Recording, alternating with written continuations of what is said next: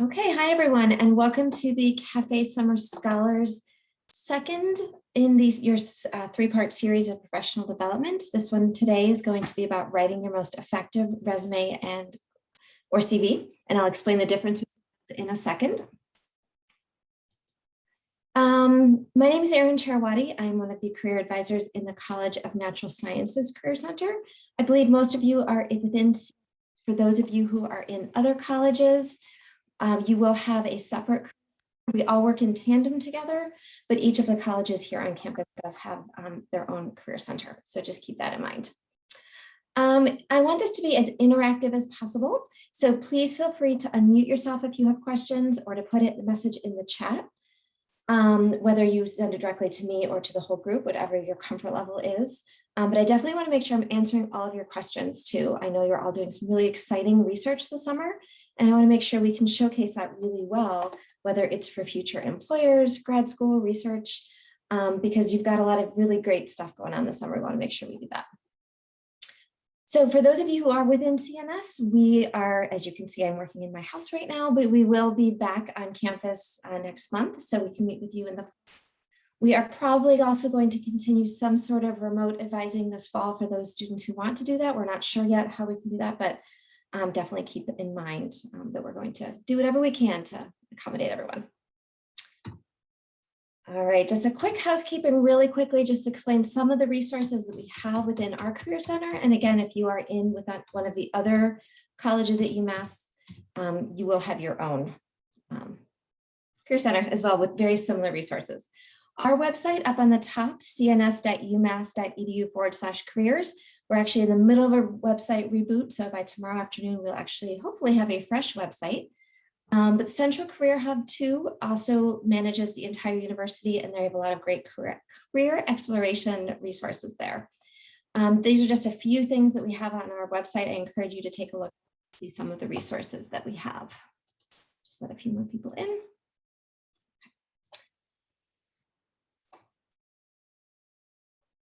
Okay, great. Okay.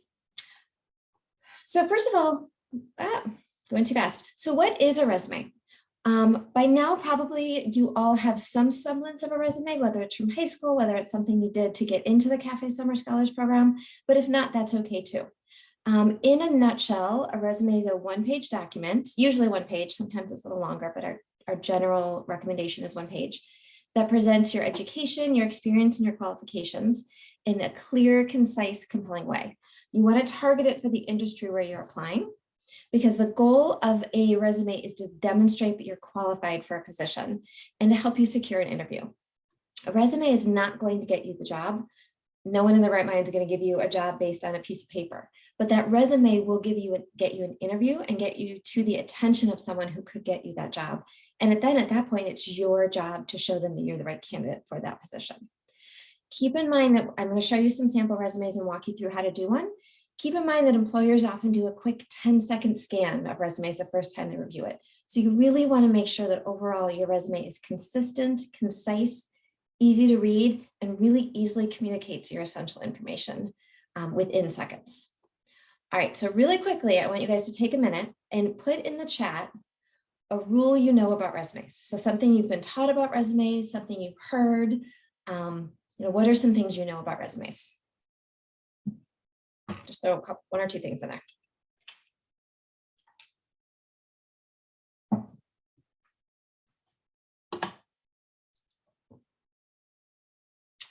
Excellent. Start each line with an action word. That is a great one. And I will talk about that one in detail.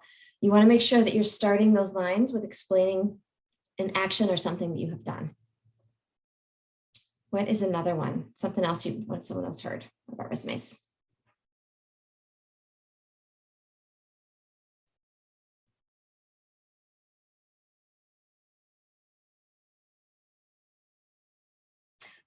All right, so Rachel said only put your GPA if it is above 3.5. That actually is we kind of go back and forth with that. Depending on the industry, depending on the major, our general recommendation is 3.0, although if you're in a really competitive program, then we do say 3.5 can be where it is, exactly. And Karen, one page, that's true. Resumes really should be one page at your level. Once you're 15 years out of school, then yeah, you're probably gonna have a longer resume. but at the undergraduate level, 1 page is generally good for a resume. Sarah says, have enough white space. Absolutely. If you are going all the way to those borders, it's not going to be quick and easy to read. And reverse chronological order. Excellent. And the order in which you put those sections is important. Great.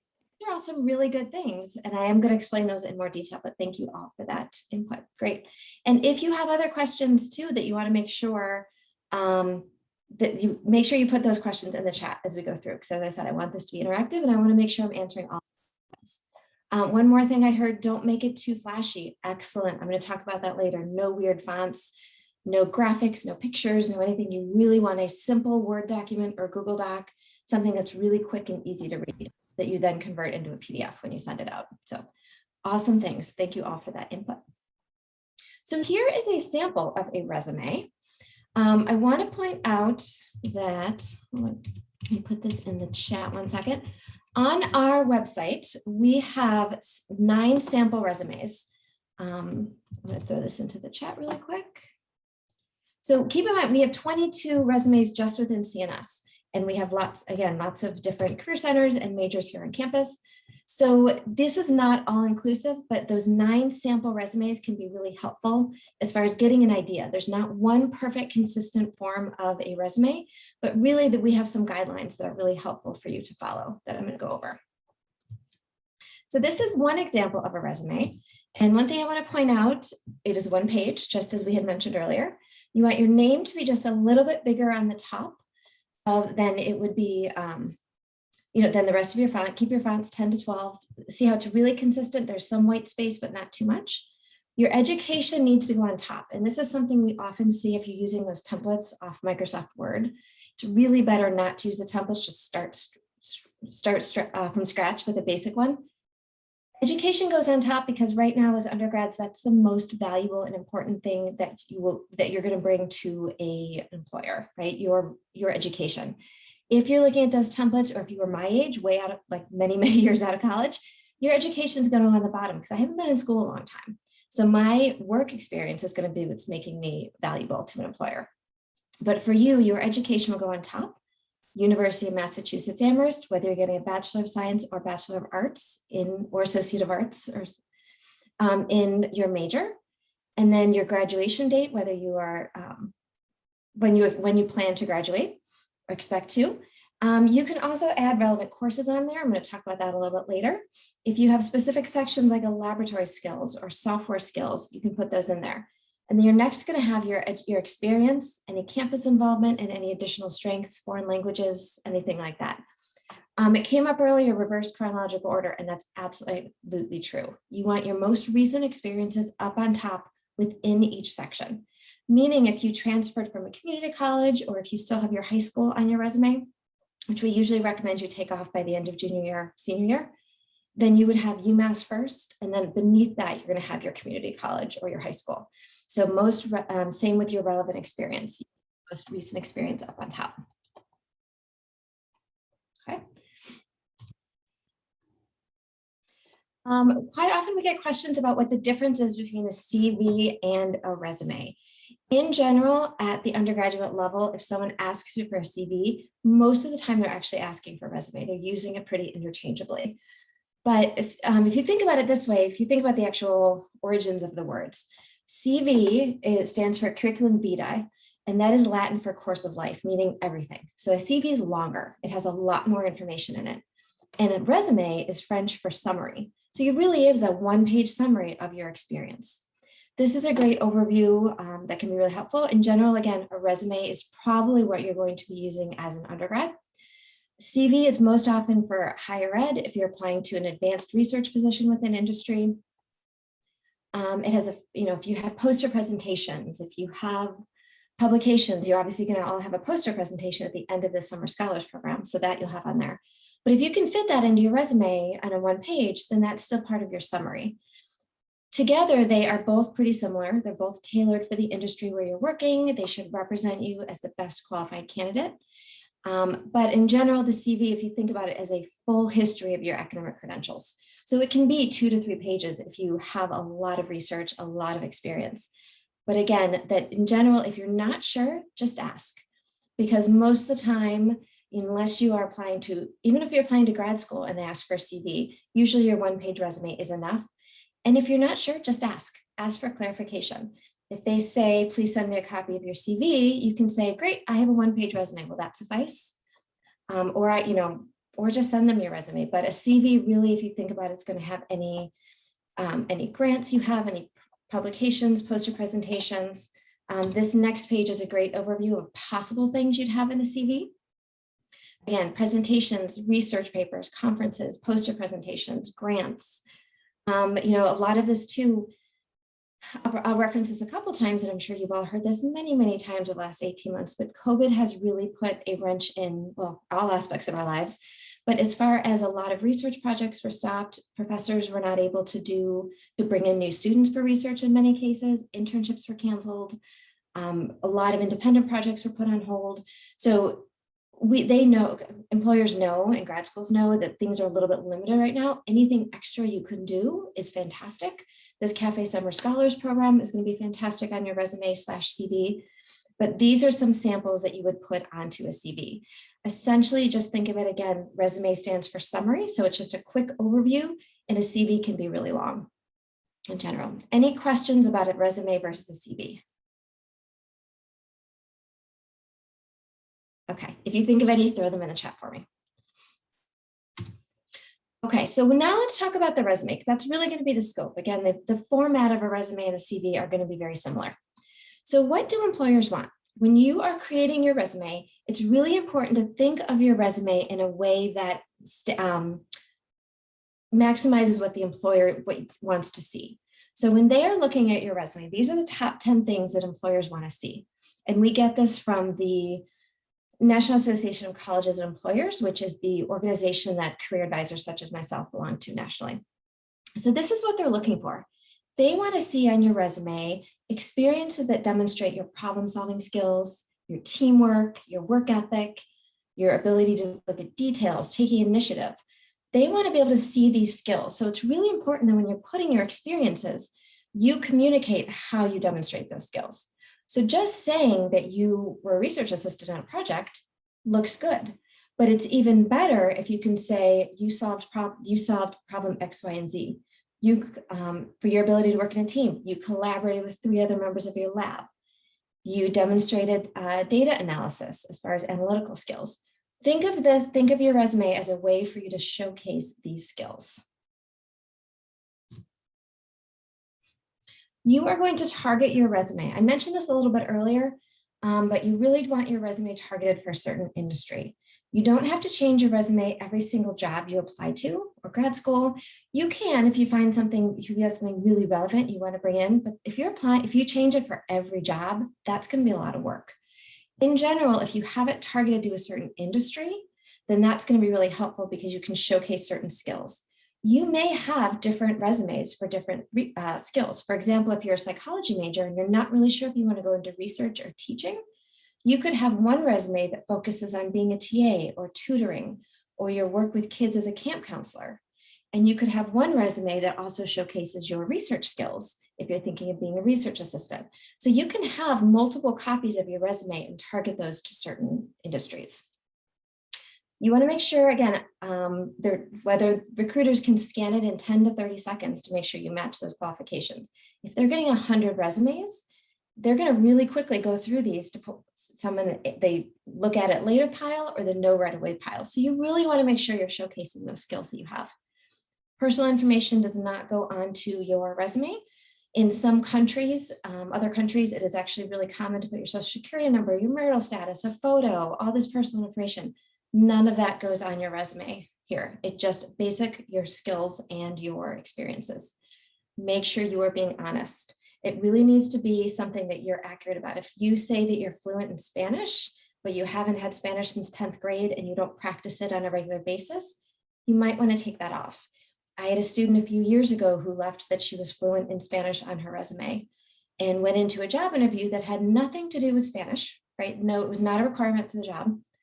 And the interviewer happened to have just come back from a vacation in Costa Rica and started speaking to her in Spanish. She blanked. She understood probably 4 words of what he was saying.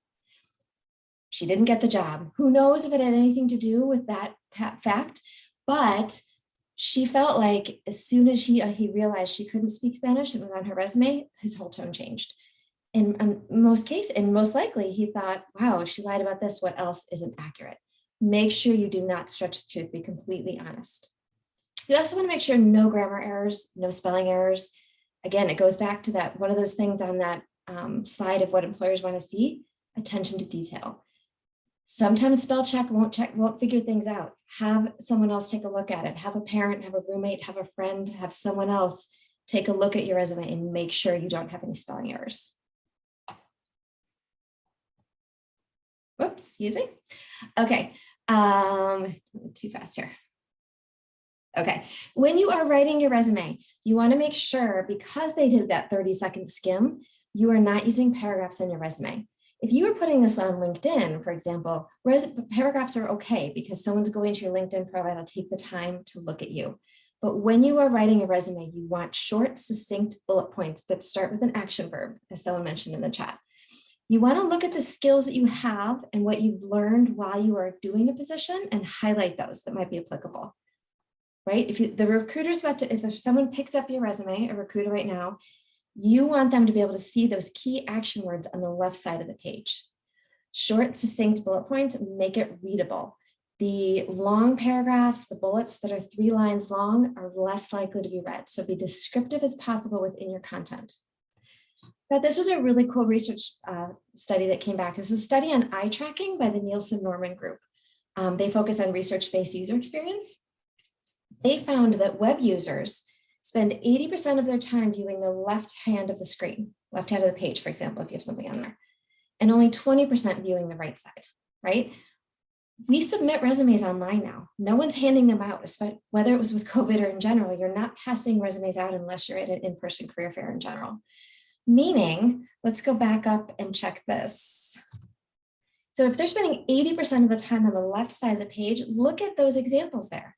Those key terms, demonstrated responsibility, assisted students, provided help, followed confidentiality, those are on the left side of the page if you do the bullets. In the paragraph example on the top, many of those words are on the right side of the page. You lose that chance to have the employer or recruiter see that information. So just keep that in mind. That's one of the reasons we suggest you use those bullet points. Another thing you want to think about, again, starting with an action verb is so important. Make sure you're starting with what you did, not what you were supposed to do. So for example, quite often we'll see, and this is because people pull it out of the job description, duties include or responsible for. When you say that you're supposed to do something, it doesn't necessarily mean that you did it, right? Instead, you want to tell the employer what you did, what you learned, what skills you demonstrated. You want to help the employer visualize you doing something. It's psychology, right? You'd want to make sure you said, I administered this, I did this. We've all been in group projects where someone was responsible for their part of the project and didn't hold up their part of the bargain, right? And everyone else had to jump in and take over.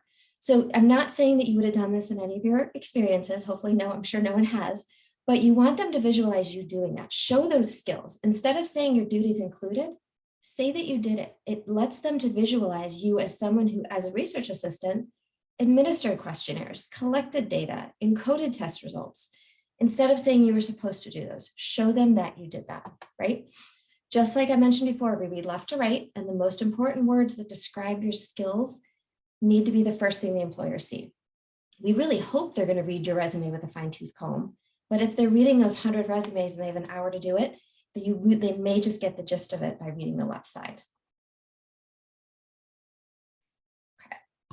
Another thing you want to do, quantify results. Be specific. So this is another example. For example, if you were a camp counselor in high school or early college, I know most camps were shut down last year because of COVID, but again, normal examples.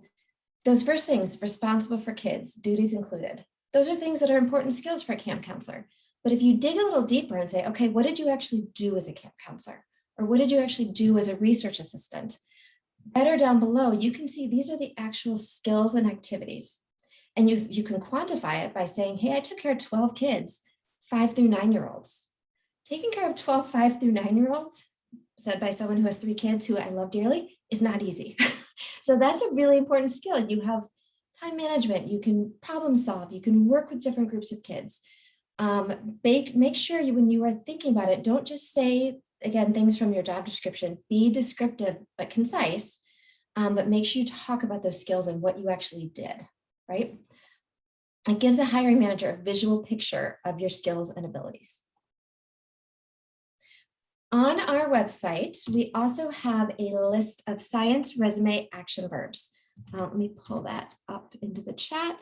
This is in our career development handbook, which I'm going to throw into the chat. And this can be really helpful. It again is on our website.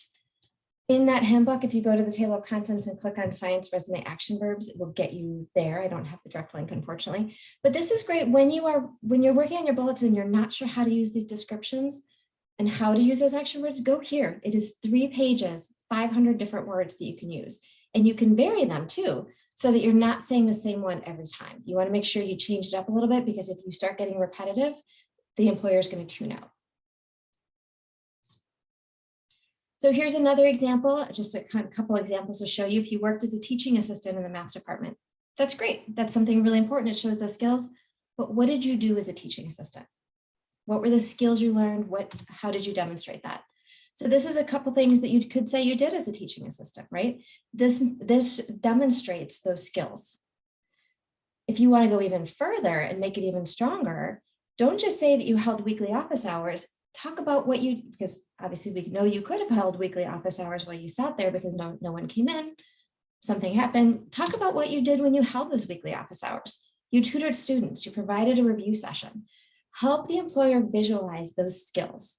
If they're reading your resume, they're interested. They want to get to know you and the skills that you can bring.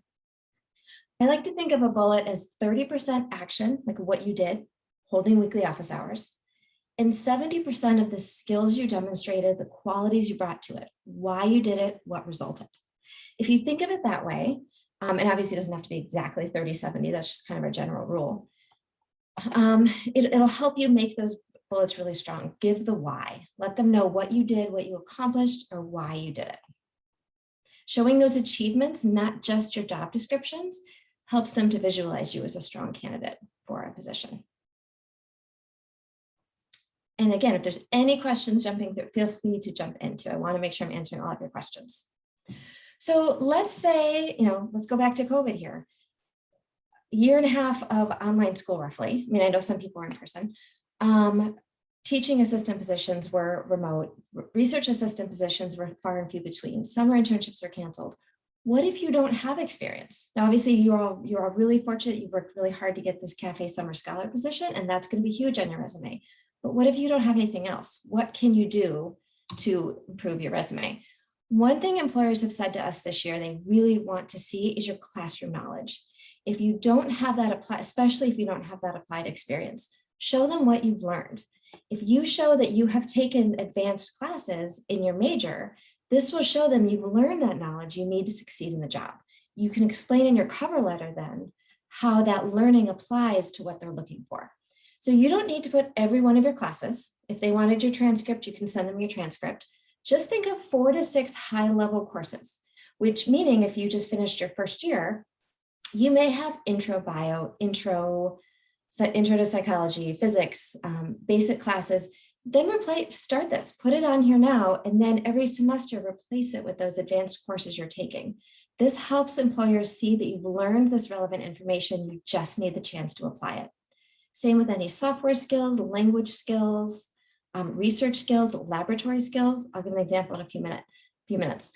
These are things they want to see what you've learned, because they know if you've learned it, then you'll be able to apply it. Same with independent projects or group projects. These are a great way to show employers what you have done, especially if, again, you haven't had the ability to have something in industry or in person. This one is a group project. Looking at regression and analysis in cancer rates. This shows teamwork, collaborating with students. It shows being able to figure out data analysis. These are key things that you can put in your resume. These go right under experiences. Your experiences on your resume do not have to be paid experiences. We know that in many cases, Sometimes these academic projects can be more valuable to employers than something you've done outside of a school, such as food service. Not taking anything away from that, those are really, working in food service is really important as far as time management, reliability, responsibility, working with difficult customers. I was a server all through college. But we know that if you're applying for a research position, they want to see what you can do, what you've learned, and what skills you can apply to their position. So that's why it's really important, if you have things like this to put on your resume, feel free to put those on there. They do not have to be paid experiences. Same thing with your lab classes. Again, going back to research, so many lab classes, so many students have not been able to get research positions. We are very hopeful that the Bureau program will be able to take over, start up again this fall. But in the meantime, feel free to put your lab classes in your resume. These can be great ways to, again, show you've learned those lab skills. You may not have had the opportunity to put them into use into a paid or even accredited position, but if you know how to use micropipetters, slides, microscopes, centrifuges, if you learned gel electrophoresis, you can do that in a research position. Right? Same with the this one is more advanced, molecular cellular bio. But again, even that first one, intro biolab, you may think that's not as big of a deal, but it talks about learning to write reports, that last one, applying knowledge from the classroom and the lab setting. The fourth one, collaborative with students. That's just a group project, but it shows that you can do that and you have that ability. Again, I know kind of a broken record here, but it demonstrates that you've learned those needed lab skills, even if you haven't had the opportunity to put them into practice. It shows them if you can do it here in class, you can likely do it in their lab. So let's kind of move on for a second to put your summer research that you've done. How are you going to frame that? I know you're all doing really exciting, different interdisciplinary projects in many majors and sometimes even different colleges in the US. So, or within UMass, not the US. So think of those skills you've learned this summer. Make a little list for yourself. What have you learned? Don't just follow the description of your research, right? I don't want to hear what the research project, you do, I mean, you want to talk about what the research project itself is doing, but what did you contribute or are you contributing to the research this summer? These are some things that could be valuable: report writing, participant recruitment, data collection, collaborating or communicating within your team, attention to details. Think of what you've done here and how you could put that in your resume.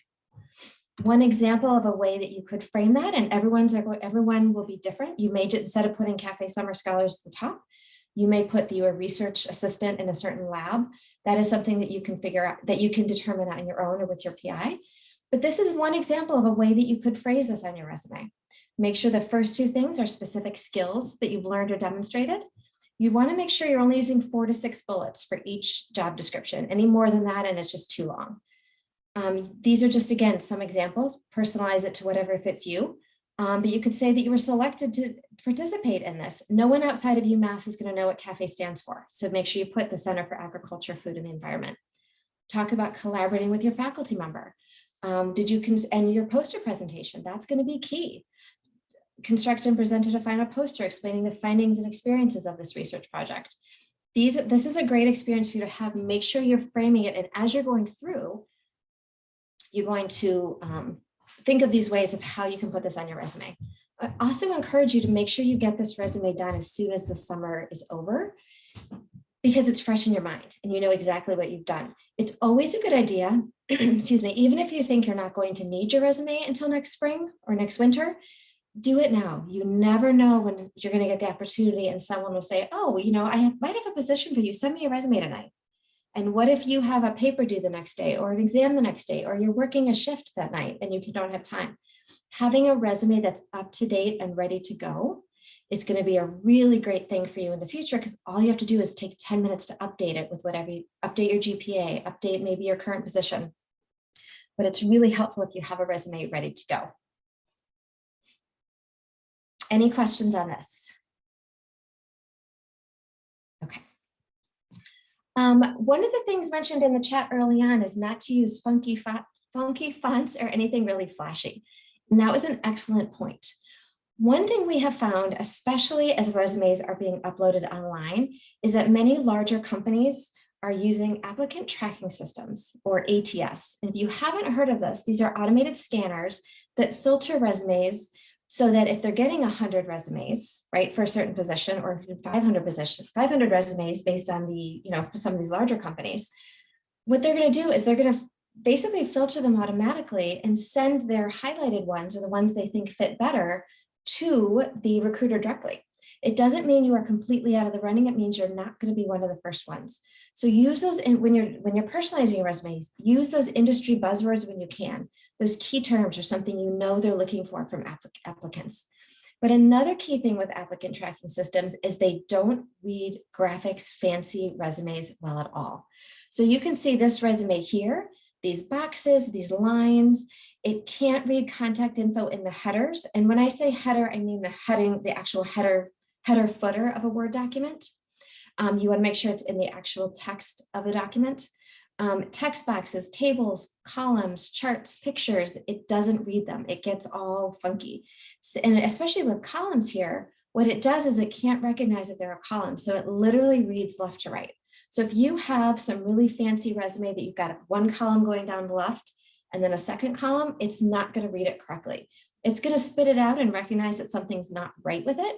So it's not going to kick it out to the no pile. It's going to kick it into the needs a manual review pile. But the problem is, if that recruiter gets 15 great resumes in their first pile, they may never even make it to their review pile to figure that out. So make a simple Word document, basic fonts, 10 to 12, no columns, no fancy things. Now I'm saying this more from a STEM/research perspective. If you are a graphic design major, if you are doing something art, if you are much more artsy, then you may want to do a different type of resume. This is really what for our industries, this is what we recommend. And if you're handing it in person, then sure, you can make it a little bit more personal because you already have that personal contact and you know they're going to read it. But one thing we have found, even at some of the last few career fairs, that have been in person, obviously this last year was all virtual, but we've had a couple of the larger companies, when you hand your resume, they scan it into their iPad, like if they're actually there in person. So you still may have to deal with these applicant tracking systems, right? Any questions about applicant tracking systems? Okay. Again, just a reminder that this is screening those for the quote unquote best qualified candidates. You want to make sure you can read it. You're using those buzzwords. You have your qualifications listed in here. We found one study that 75% of resumes don't even make it past these applicant tracking systems to get into the hands of a recruiter. So you really want to make sure your resume is clean, concise, and follows the correct formatting. Okay, so I'm going to just give you a couple examples of resumes here. This is one for a sample psychology major. You will notice here, just in case I've had some questions about this in previous presentations, this looks like it's a column, right? This is the two columns, but if you read it left to right, it still reads correctly. So there is not a line down the column dividing it that's going to mess up the reader. Relevant courses still goes over to Intro to Human Behavior. Relevant experience still goes over to Craig Storrs. There's a question in the chat. Okay, so there's a great question. What should we do to find the buzzwords we need for the industry we're applying for? So when I say buzzwords, I really mean look at those qualifications they need. So if they want someone with data analysis, make sure you're talking about data analysis in your resume. You're going to find that maybe the first couple jobs you apply to, that you want to maybe personalize your resume a little bit to those jobs to get some of those key terms into that job description. And as you're applying to similar positions, some of those keywords are going to be in there. So I'd read a few job descriptions. That's a great way to do that. Figure out, if you're applying for a research position, you may want to have the word laboratory skills. You may want to have, different skills that you have in there. That's probably the best way. Start going through those job descriptions and see what keywords come through multiple job descriptions on a regular basis. What about resumes submitted as PDFs? Great question. So you are going to want to submit your resume as a PDF whenever possible, because as an example, if you submit something as a Word document and they open it in Google Docs, because that's what they use, the formatting is going to get funky. Or if they open it in Microsoft Word, but they have a different version of Microsoft Word, it may still get different. It may still look a little different. So I would always, whenever possible, submit as a PDF. Even the problem with not problem with PDFs, it will the applicant tracking system still can't read a line, vertical line in applicant tracking systems.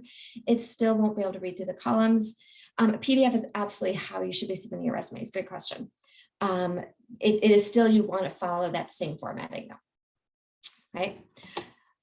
So quick overview here, you'll see contact information up on top, then education. This person had a semester abroad. So if you go abroad, I would absolutely put that on your resume. It does show, thinking outside the box, interest in other cultures, ability to take initiative, explore other, stretch yourself, I should say. Relevant courses, again, relevant experience. This one you can see we're divided into 2 experience sections, relevant experience and additional experience. This is what I gave that example a little bit earlier, how you really want that relevant experience to be up on top. You can rename this category. You can call it research experience, laboratory experience, teaching experience, trying to think the other term, pharmaceutical experience. If you want to go into pharmaceutical research, you've had some great internships or co-ops. The reason this can be very helpful is because of that requirement that we go reverse chronological order within each section. So for example, if you had an awesome internship in the summer of 2019, and you really want to focus that on your resume, because we know most people didn't have internships in summer 2020, but for the past year, your most work experience has been working at Starbucks. Again, Starbucks is great, working with difficult people, time management, multitasking, but you really would want that research internship to be above that. So you can have additional experience for anything that's not necessarily relevant to the industry you're applying to, but shows some good work skills that you have on there.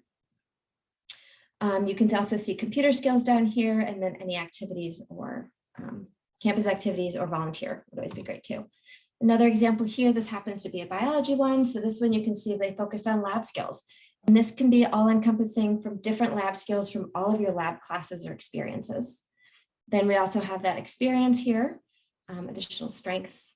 So again, there are lots of different formats for your resume, but the important part is to be consistent, to be clear, and make sure you follow the same formatting throughout your entire resume. The link I put in the chat early on, which I can save at the end, put it back in there again with those sample resumes, will give you some good ideas of different fonts you can use and just different layouts. But again, it's always easier if you just start typing out in a Word document. I know it takes a little extra time rather than using those templates, but those templates, because they often use boxes and colors and fonts, are really hard to keep updated on a long-term basis.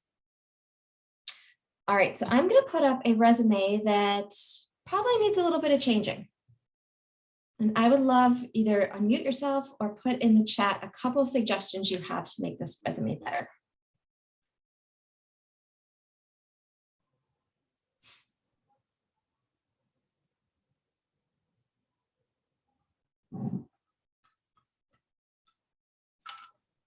Okay, awesome.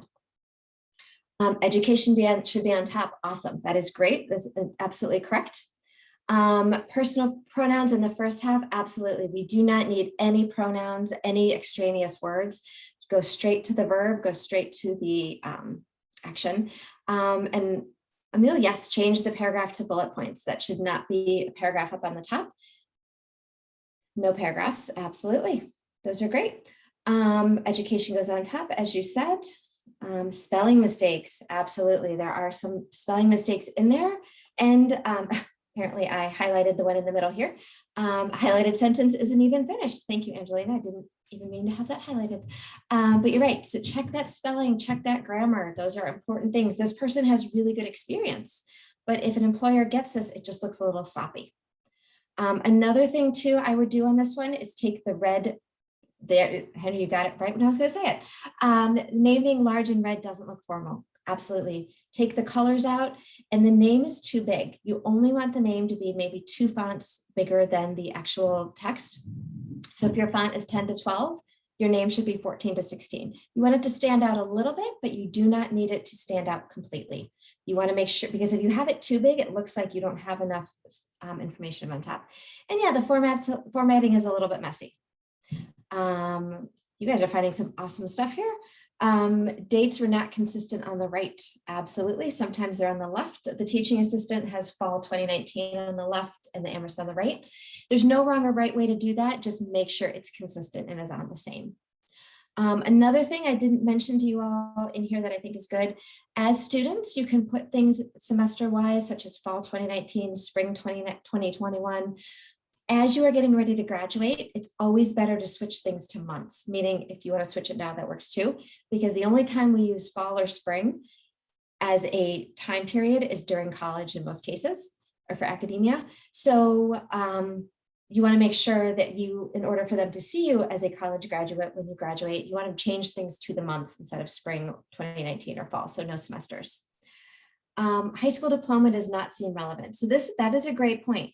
Usually by the time this person is going into their senior year, so they probably should take their high school diploma off. We still usually recommend freshmen, sophomores, and even early juniors right now because of COVID, because you lost pretty much a year of experience in many cases. You can keep your high school diploma on there, but it's not relevant. You don't need to keep that on there by the time you are a senior. The only exception is if you are maybe applying to a position back in your high school or your hometown, and you really want to show that local connection, or you went to an international baccalaureate school or a really competitive high school or a vocational high school. In that case, you may want to show that on there, that you had a specific special high school experience, but you do not need to. Our general recommendations are to take that off. Absolutely. Okay, any questions I did not get to on resumes?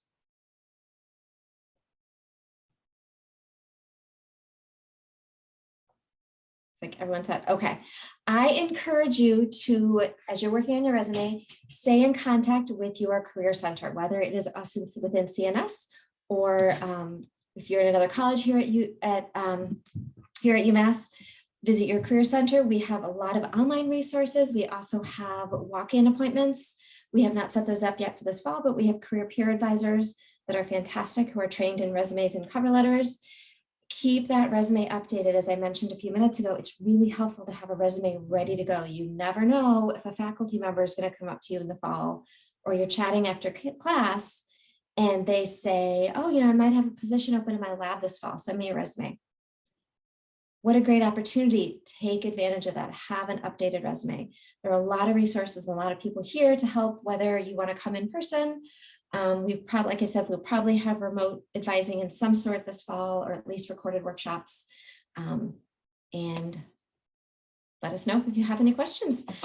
You will have, I believe it's August 5th is the third session to help you with your poster presentation in this professional development series. I will stay on for a few minutes. If you have any questions, let me know.